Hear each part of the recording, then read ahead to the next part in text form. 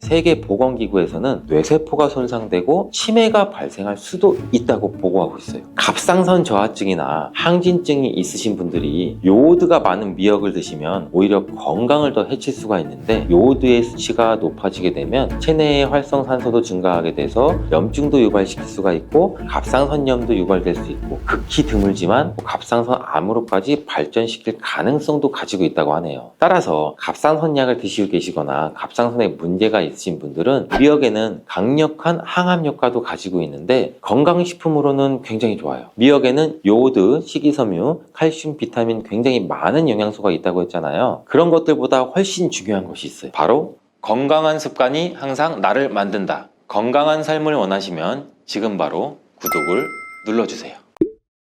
미역과 이것 함께 드시면 당뇨가 낮아지고 치매도 예방됩니다. 평소 무심코 한 이 행동 때문에 암과 치매에 걸릴 수가 있어요. 미역에는 풍부한 영양 성분이 있어서 당뇨 예방, 골다공증, 심혈관 질환, 암 예방 등등 굉장히 다양한 효능을 갖고 있는데, 그렇다면 여러분들 미역은 어떻게 먹어야 암과 치매에 안 걸리고 우리 몸을 건강하게 만드는 보약이 될 수 있을까요? 미역국 끓일 때 고소한 들기름에 미역을 달달 볶아서 끓여 먹으면 정말 맛있잖아요. 그런데 절대로 미역을 볶을 때 들기름을 넣고 조리하시면 안 됩니다. 들기름은 오메가3 지방산과 리놀렌산이 풍부해서 혈관의 콜레스테롤도 제거해주고 노폐물을 배출해서 혈관을 건강하게 해주는데 심혈관 지방 예방해주고 뇌신경도 활발하게 해서 치매 예방에도 굉장히 좋은 효능이 있어요. 그런데 이 들기름은 발연점이 낮아서 열을 가하게 되면 산패가 돼요. 쉽게 좋은 성분은 없어지고 열을 가하게 되면 1급 발암물질인 벤조피렌까지 생성이 되죠. 벤조피렌은 암을 발생시킬 뿐만 아니라 우리 내분비계에 교란을 일으켜요. 장애도 일으키고 뇌 건강에도 정말 악영향을 주는 정말 위험하고 안 좋은 물질이에요. 건강에 좋은 줄 알고 넣은 들기름 때문에 오히려 건강을 해치는 독을 먹게 되는 상황까지 되는 거죠. 들기름은 그러면 미역국에 안 넣어야 되냐? 아니에요. 미역국을 다 끓인 다음에 마지막에 한 스푼 들기름을 넣어서 드시면 이 들기름의 효능과 고소한 맛을 온전히 누릴 수가 있어요. 미역과 함께 드시면 절대 안 되는 음식 두 번째는 바로 대파예요. 생각해보면 다른 국이나 찌개를 끓일 때는 대파를 거의 대부분이 다 들어가죠. 근데 유독 미역국 끓일 때는 왜 대파가 안 들어갈까요? 그 이유는 미역이랑 대파 둘 다 이 알긴산이라는 성분이 들어있는데 이 알긴산 때문에 미끌미끌거리는 식감이 있어요. 함께 드시게 되면 이 식감이 나빠지는 이유도 있지만 식감보다도 더 중요한 이유가 있어요. 이 대파에는 인과 유황 성분이 들어있는데 미역과 대파를 함께 드시게 되면 대파의 인과 유황 성분 때문에 이 미역에 함유된 칼슘의 흡수를 방해돼요. 이 미역에는 칼슘이 굉장히 많이 들어있죠. 근데 미역에 함유된 칼슘의 함량은 100g당 거의 한 900mg 이상이 들어있어요. 우유에 함유된 칼슘의 함량은 100g당 대략 한 100g 정도인데 이렇게 보면 굉장히 미역에 함유된 칼슘의 함량이 굉장히 많죠. 성인 기준 칼슘의 권장 섭취량이 약 600ml에서 700ml 정도로 볼 수 있는데 미역국으로 한 그릇만 드셔도 충분히 섭취할 수 있는 양이죠. 우유를 소화 못 시키는 분들이 칼슘을 섭취하기 위해서는 미역이 정말 좋은 대체식품이 되는 거죠. 이렇게 많은 칼슘은 우리 몸의 뼈를 튼튼하게 해주고 골다공증 예방에도 도움을 주는데 이 골다공증 예방은 50대 이후의 여성분들한테는 정말 중요한 효능입니다. 골다공증으로 인해 골반뼈가 골절이 될 경우에는 65세 이상은 30% 정도가 1년 내에 사망하고 80세 이상은 50% 정도가 2개월 이내에 사망을 할 수 있다는 통계가 있어요. 굉장히 무섭죠. 이 나이가 들어갈수록 미역을 충분히 섭취하는 게 굉장히 좋은 습관입니다. 이런 칼슘 보충에 정말 중요한 미역을 대파와 함께 드신다면 미역에 들어있는 미네랄인 칼슘 흡수가 제대로 되지 않는 거죠. 미역의 미끌미끌한 성분이 이 알긴산도 우리 몸에 중요한 역할을 해줘요. 바로 이 알긴산은 다른 물질을 흡착하는 성질이 있어서 혈관 내에 나쁜 콜레스테롤을 흡착해서 배출을 도와줘요. 이렇게 되면 이 동맥경화를 예방할 수도 있고 혈액순환을 원활하게 해줘 심혈관 질환 예방까지 하는데 도움을 줄 수 있겠죠. 미역이 흔히 알고 있는 것처럼 우리 피를 맑게 한다고 하잖아요. 바로 이 알긴산의 효능 때문인데 혈관이 깨끗해지기 때문이에요. 또한 알긴산은 우리 장 운동을 촉진시키고 배변 활동을 원활하게 해서 변비 예방에도 도움을 주죠. 미역의 풍부한 식이섬유와 함께 장 건강에 도움을 주는 건데 미역에 함유된 풍부한 식이섬유는 당뇨 예방에 탁월한 효능을 발휘하는데 국립보건원에서 장년층 약 7,400명을 대상으로 추적 검사를 했어요. 어떤 추적 검사를 했냐? 이 해조류를 전혀 먹지 않은 사람과 매일 미역국을 반 그릇 이상의 해조류를 섭취한 사람의 당뇨병 발생 위험도를 조사했는데 하루에 미역국 반 그릇 이상 먹는 사람이 해조류를 전혀 먹지 않은 사람에 비해 당뇨병 발생 위험도가 20%나 낮았어요. 미역의 풍부한 식이섬유는 급격히 오르는 혈당을 막아주는 효과도 있는데, 이 식이섬유가 소화의 속도를 늦춰주고 인슐린 분비도 같이 조절해준다고 해요. 식이섬유는 포만감을 높여주고 칼로리가 낮아서 식사량을 조절하는 데 도움도 주고 체내의 노폐물과 독소를 배출도 시키고 체중도 감량하는 데 도움을 줘서 다이어트 식품으로 많이 활용되고 있어요. 이 미역국은 또 아이를 출산한 산모들이 반드시 먹는 음식인데, 미역은 피를 만들어주고 피를 맑게 해주는 역할뿐만 아니라 미역의 풍부한 요오드는 출산 후 자궁을 수축시켜주는 데 도움도 주고 모유가 잘 나오도록 도와줘요. 또한 요오드는 피를 먹게 해서 상처를 빨리 아물게 해주는 역할도 해줘요. 칼슘과 철분이 풍부해서 출산 후에 흥분된 신경도 안정시켜주고 혈액의 생성을 도와줘서 산모의 빈혈 예방에도 도움을 주게 돼요. 또한 미역에는 칼륨도 풍부한데, 이 칼륨은 우리 몸에 나트륨을 배출시켜주는 역할도 해서 산모의 부종도 완화시켜주는 데 도움을 주고, 요오드는 산모에게 좋을 뿐 아니라 또 신진대사를 촉진시켜줘서 몸에 에너지를 보충해주는 역할도 합니다. 이 요오드가 부족할 때 나타나는 증상들이 있는데, 몸에 기력이 없다고 하죠. 힘이 없고 피곤하고 무력감도 있고, 이렇게 또 신진대사가 원활하지 않기 때문에 피로가 누적되고 몸의 영양소도 소모하지 않게 돼서 체중도 증가되는데, 이때는 또 피부가 건조해지고 거칠어지고 탈모도 일어날 수가 있죠. 나이가 들면서 인지력이 떨어지는 것도 요오드 부족 중에 한 현상일 수도 있어요. 요오드가 부족하면 우리 몸의 호르몬인 중추적인 역할을 하는 이 갑상선에 문제가 생기는데, 바로 갑상선 저하증이 생길 수도 있고, 이러한 문제들은 미역을 섭취함으로써 조금은 예방할 수 있는 것인데, 요오드의 하루 권장 섭취량은 대략 2.4mg 정도예요. 미역국 한 그릇에는 요오드가 약 1.1mg 정도 함유가 되어 있으니 미역국은 하루에 한두 그릇 정도만 드시는 게 오히려 좋겠죠. 요오드도 과하게 섭취해도 문제가 생기는데, 요오드 섭취량이 많아지게 되면 갑상선염이나 다른 갑상선 질환도 같이 유발할 수가 있죠.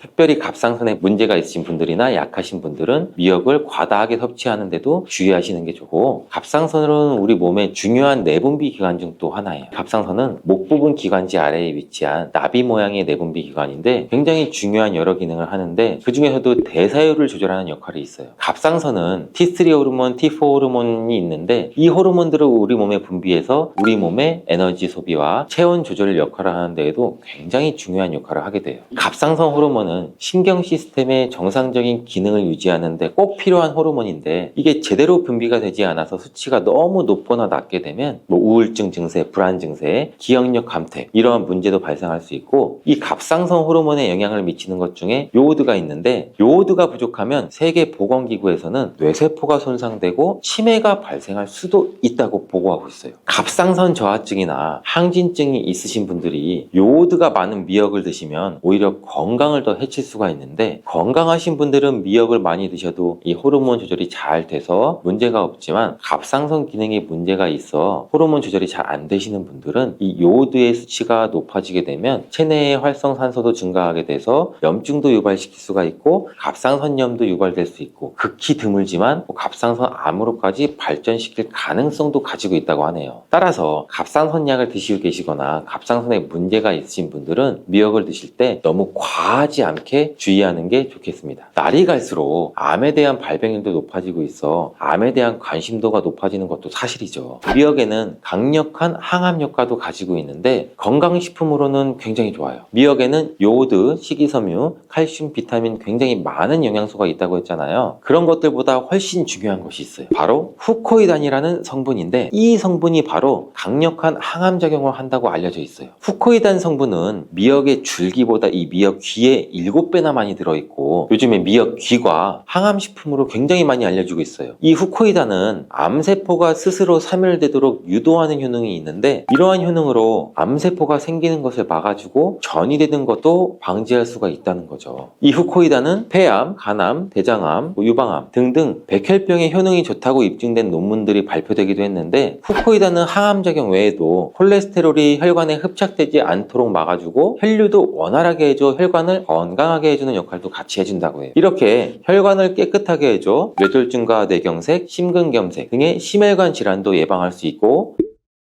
미역귀와 함께 토마토를 드시면 토마토에 들어있는 라이코펜이라는 성분과 함께 항암 효과도 극대화시킬 수가 있는데, 토마토가 이 채소의 왕으로 불리면 우리 몸에 정말 좋다는 사실 다들 알고 계시잖아요. 이 토마토에 들어있는 라이코펜이라는 항산화 성분이 이 몸 안에 있는 활성산소를 제거해서 혈관을 건강하게 하고 염증을 제거할 뿐만 아니라 노화도 예방해 줄 수 있죠. 이 토마토의 라이코펜이라는 성분과 이 미역의 후코이단이라는 성분이 만나 강력한 항암 작용도 할 수 있게 된다는 거죠. 미역과 함께 드시면 효과가 극대화되는 식품으로는 두부가 있어요. 콩으로 만든 두부는 식물성 단백질이 풍부해서 건강식품으로 우리 식탁에 정말 많이 올라오죠. 두부에는 단백질뿐만 아니라 사포닌 성분도 풍부하게 함유되어 있는데, 사포닌은 우리가 흔히 인삼, 홍삼 이런 데서 많이 들어있다고 알려져 있죠. 맞아요. 인삼, 홍삼, 더덕 등에도 풍부하게 함유되어 있는데 두부에도 많이 함유가 되어 있어요. 이 사포닌은 면역력을 강화해주고 활성산소도 제거해주고 또 노화도 방지하고 항암 작용도 하고, 굉장히 기적과 같은 성분이죠. 그래서 사포닌 성분이 연구도 요새 굉장히 활발히 되고 있다고 해요. 근데 이 사포닌의 단점이 뭔지 아세요? 우리 몸에 있는 요오드를 배출시키고, 요오드 결핍이 있는 분들은 또 주의해서 드셔야 되는 성분이에요. 미역과 함께 드신다면 미역이 함유하고 있는 요오드랑 사포닌의 만남으로 미역의 섭취를 과다할 수 있는 요오드 양을 두부의 사포닌이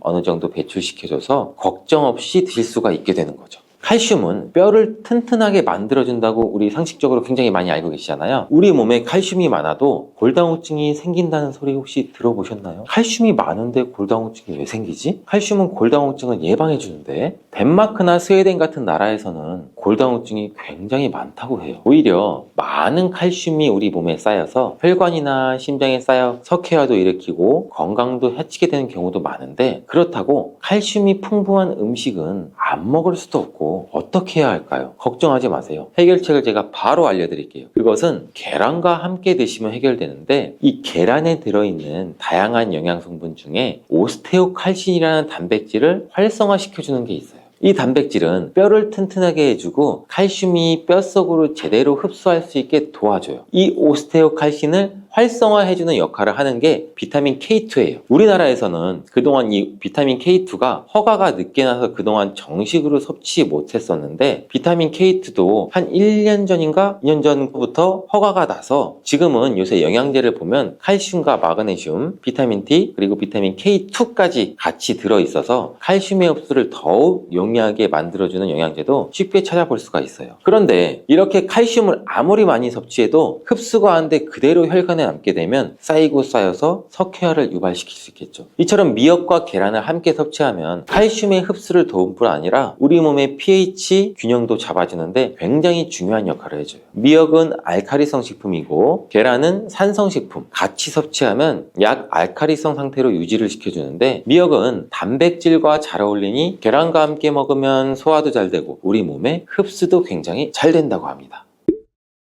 전세계 위암 발병률 1위, 전세계 대장암 발병률 1위 대한민국. 듣기만 해도 내 건강에는 이상이 없는지, 어떻게 하면 예방할 수 있는지 걱정스러운 생각이 꼬리에 꼬리를 물기 시작하는데요. 현대인들이 가장 두려워하는 질병은 과연 무엇일까요?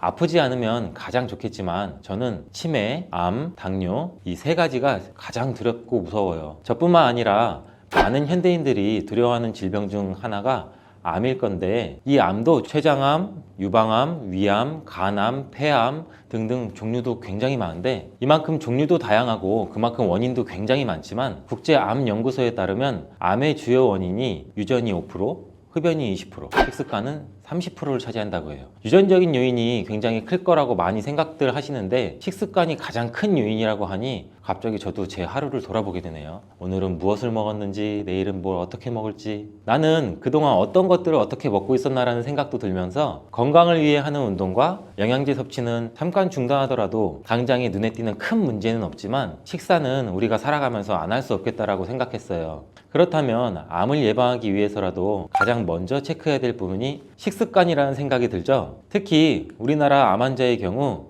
발병 원인 대부분이 식습관과 관련 있는 것으로 나타났다고 하는데, 늦었다고 생각하지 마시고 음식의 유혹에서 벗어나 좋은 식습관을 만드셨으면 좋겠습니다.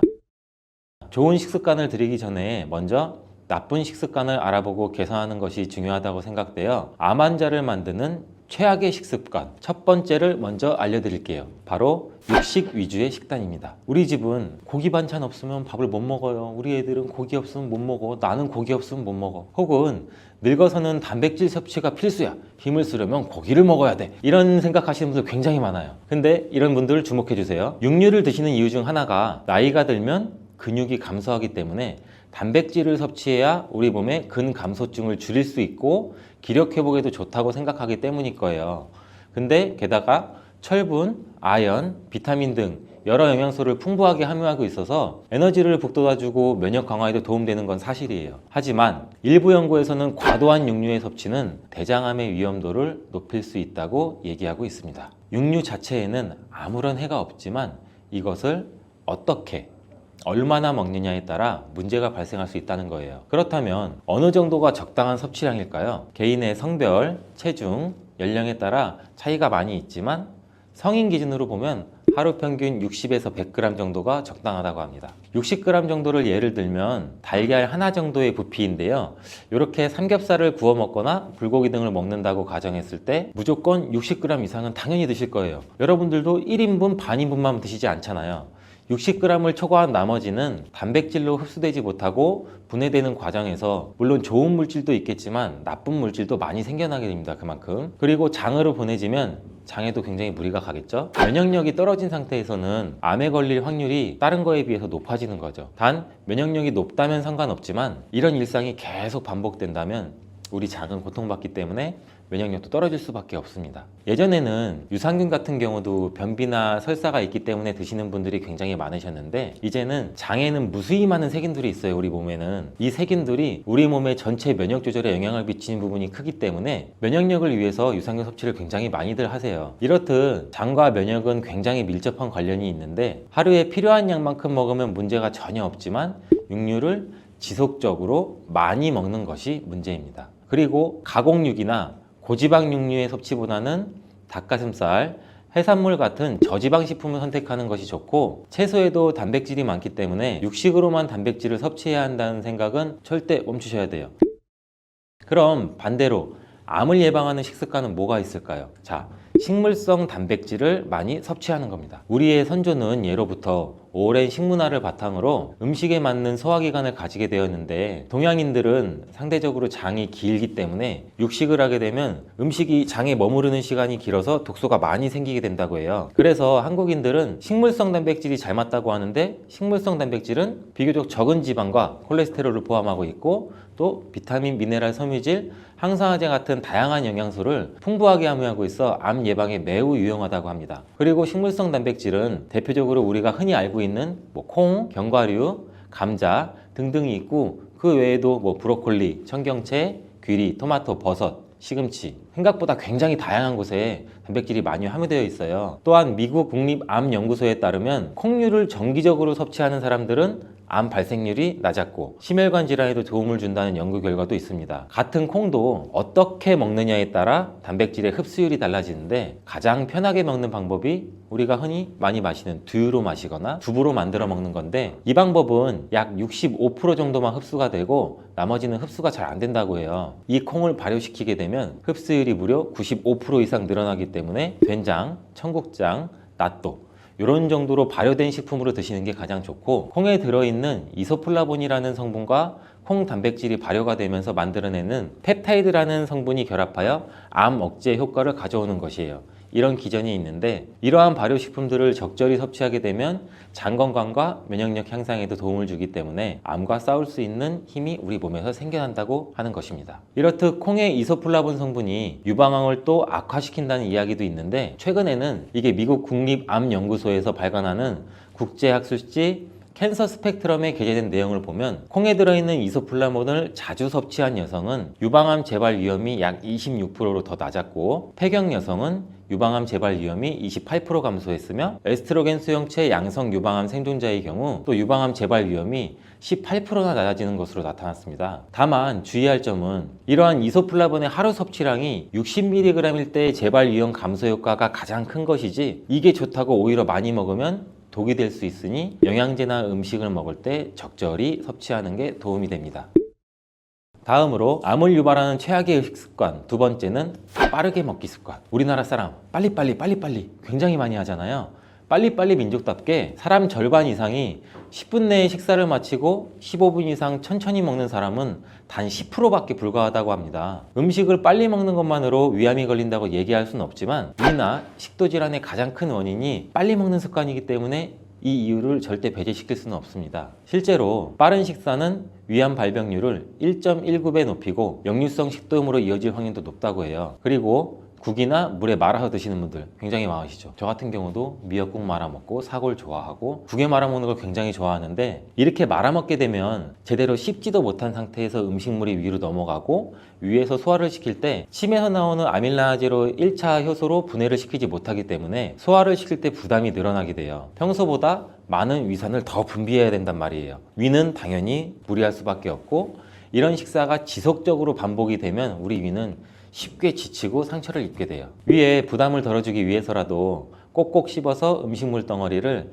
최대한 작게 만들고 국과 밥을 따로 먹어 음식이 빠르게 넘어가지 않게 식사를 하시는 게 중요합니다. 그럼 암을 예방하는 식습관 두 번째는 당연히 뭐가 되겠죠? 천천히 꼭꼭 씹어 먹는 습관이 되겠죠. 저는 그래서 어릴 때부터 부모님께 천천히 먹는 습관을 들여서 반대로 빨리 먹는 게 오히려 조금 힘들었어요. 그래서 남성분들은 알겠지만 군대를 가게 되면 굉장히 빨리 먹으라고 시키거든요. 저는 그때 조금 애로사항이 있었지만 그래도 노력해서 빨리 먹기는 했죠. 이렇게 천천히 먹는 게 자리 잡으신 분들은 천천히 드시는 게 쉬운데 이렇게 빠르게 먹는 습관이 이미 자리 잡고 계시는 분들은 천천히 드시는 게 굉장히 쉬운 일이 아닐 거예요. 면역력이 좋고 젊은 날에는 모르고 지냈지만 나이가 들면 들수록 음식만 먹으면 속도 더부룩해지고 체기도 나고 괜히 어지럽고 소화도 안 되는 것 같고 이게 씹는 횟수와도 연관이 있는데 음식물은 제가 아까 말씀드렸듯이 침과 충분히 섞여야 살균도 되고 1차로 분해가 됩니다. 또한 부패 가능성도 낮아지고 그러기 위해서는 음식물이 입안에 머무는 시간이 길어야 되고 침샘이 분비될 수 있도록 저작 운동, 즉 우리가 많이 씹는 운동, 이 저작 운동을 굉장히 많이 해야 돼요. 천천히 오래 많이 씹는다면 침에서 나오는 이 아밀라제와 같은 소화 효소가 잘 결합이 되고 음식물이랑 위장에 있는 소화 효소와도 잘 결합이 쉽게 되기 때문에 우리 위장에 부담을 덜어주게 됩니다.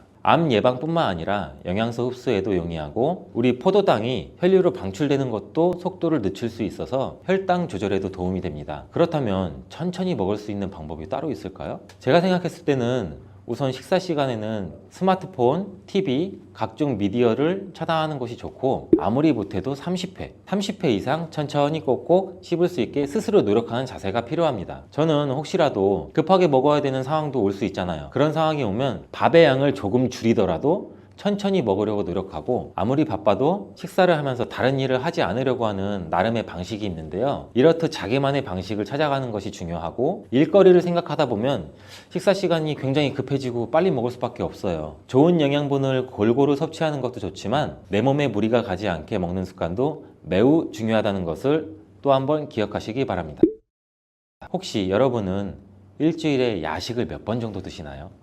야식 생각하면 야식을 끊는 사람들도 굉장히 대단하다고 생각해요. 저는 야식만큼 맛있는 게 없거든요. 근데 암 환자를 만드는 최악의 식습관 마지막 세 번째가 바로 야식입니다. 24시간 먹고 싶은 것을 배달시켜 먹을 수 있는 나라는 우리나라 뿐이에요. 게다가 24시간 운영되는 편의점에 새벽 늦게까지 문 열린 식당들도 많고 그만큼 야식을 찾는 사람이 많다는 건데 이러한 야식은 고열량, 고지방에 자극적이고 맵고 짜고 달고 이런 음식이 굉장히 많고 거기다가 술까지 곁들이는 경우가 굉장히 많죠. 늦게까지 일을 하거나 고강도의 업무 그리고 또 뭐 스트레스 같은 거에 많은 날에는 내가 오늘 이렇게 열심히 일했으니까 먹어도 돼 이런 보상 심리까지 작동해서 정말 더 자극적인 음식을 찾게 돼요. 한잔 하면서 스트레스 풀고 근데 그런 게 굉장히 안 좋다는 거예요. 그리고 또한 음식물이 소화될 틈도 없이 쓰러지듯 집에 들어가서 잠을 자게 되죠. 술 많이 먹었으니 피곤하고. 이에 대해서 또 연구들이나 논문들 같은 경우도 굉장히 많은데 바르셀로나 세계보건연구소에서는 남성과 여성 1,300명 대상으로 연구를 진행했어요. 분석 결과 저녁 9시 이후에 음식을 먹고 2시간이 지나기 전에 잠들었을 경우 그렇지 않은 사람들에 비해서 암에 걸릴 확률이 무려 25%나 높다고 얘기했습니다. 우리는 자고 있지만 밤늦게 음식을 먹은 내장기관은 일을 해야 돼요.